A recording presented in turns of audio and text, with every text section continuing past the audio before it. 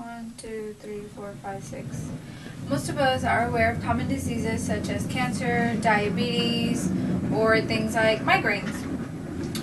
But how many of us are aware that we need iron in our red blood cells to survive? Today I'm going to talk to you about a condition that I have personally suffered throughout the years on and off. Anemia is described by WebMD.com as a condition where your blood lacks sufficient red blood cells. Because there are different reasons why you can suffer from anemia, you should always consult with your doctor. This would consist of having a simple blood test done where they would draw blood and then they can send it to a lab, examine to see why you have anemia. In my case in particular, I have suffered from anemia because I have a decrease in red blood cell production, which led me to suffer from iron deficiency, or most people understand that as being a lack of sufficient iron in your red blood cells. I have always felt the symptoms, but I always ignored them because I was used to them all the time, and you become accustomed to these symptoms, so they're not always going to be so noticeable. But however, they can be very dangerous if you do not take care of this.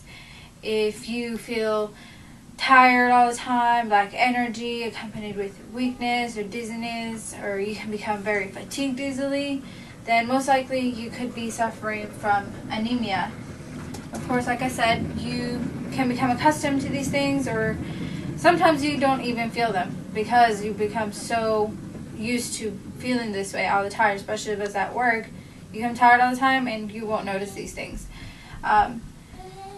If you are not aware of your symptoms, then you most likely have mild anemia. But in my case, I was not aware of my symptoms this time around. The only reason I knew is because I suspected it because I was not holding down all my food in the beginning of my pregnancy. And my doctor, Carrie Kirkme, told me that most of us that are pregnant need at least, twice the amount of iron that we normally would on a daily basis. Of course, there are ways to prevent from becoming anemic like I have now or in the past. Unfortunately, most of us don't maintain a healthy lifestyle. We don't eat properly. If we were to eat the correct amount of food from each food group, this would be the best way to do it. If you're like me, you're a very picky eater, or you're pregnant, and everything doesn't always want to settle in right, you can always take iron supplements. You can take a vitamin that can have the correct amount of iron that you need on a daily basis. This would help from you becoming anemic. In my case, I have to take the prenatal vitamin, which already contains iron in it, plus another iron pill because my doctor told me that my baby was taking up half of the iron that I need every day.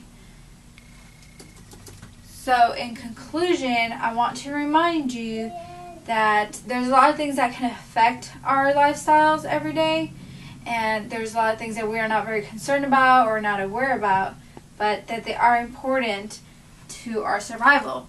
Lack of iron in our red blood cells is of great concern. We can become very sick from it, so we must take care of it.